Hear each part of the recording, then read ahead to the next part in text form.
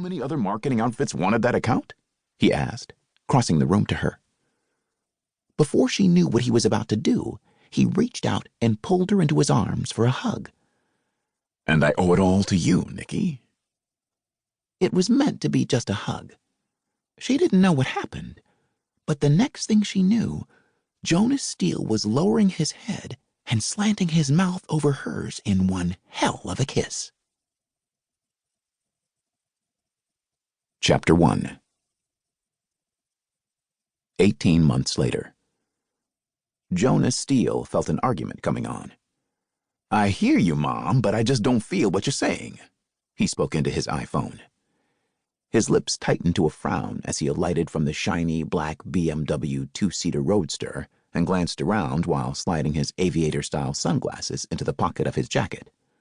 "Whoa, but I'd love to feel all over on those," he quickly thought when his gaze landed on the legs of a woman who was getting out of her car. And they were definitely a gorgeous pair. Long, smooth, and shapely. "You and I need to do lunch to discuss this further, Jonas." His attention was immediately pulled back to the conversation with his mother. He rolled his eyes heavenward.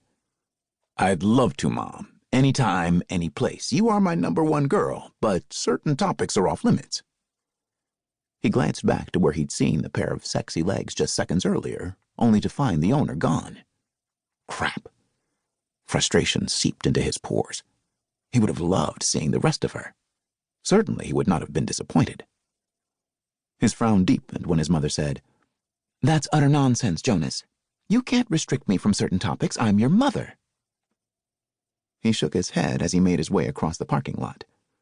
He loved his mother to death, but lately, talking to the beautiful Eden Steele, former international fashion model and the woman who had captured his father's heart close to 40 years ago, was draining on his senses.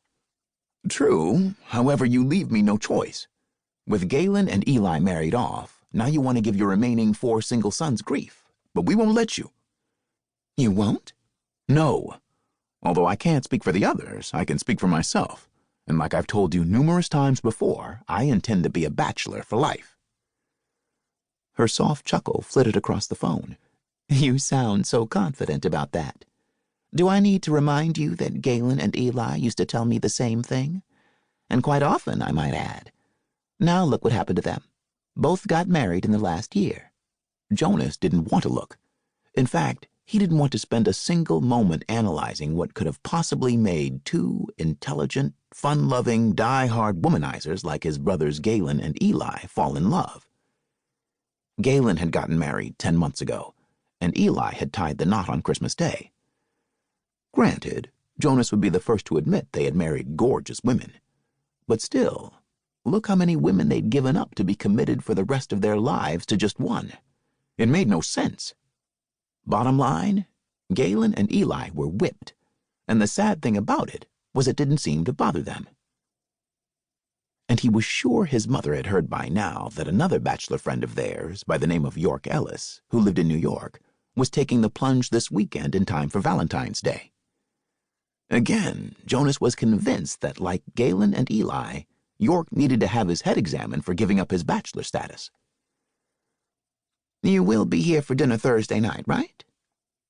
Her words intruded on his thoughts. "Do I have a choice?" "There are always choices, Jonas."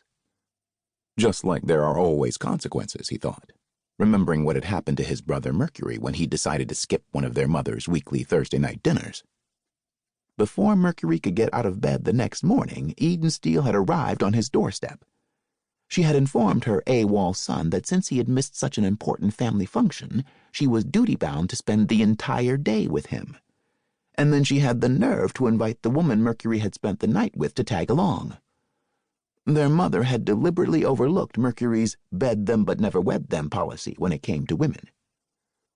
Since then, none of Eden's sons had been brave enough to miss a Thursday night chowdown. The last thing any of them needed was an unexpected drop-in from Mommy Dearest. "I'll be there, Mom," he said, deciding he needed to get her off the phone. "I'll hold you to that, and you're welcome to bring a lady friend." He caught himself. He was about to tell her he didn't have lady friends, just bed partners. "Thanks, but no thanks. As usual."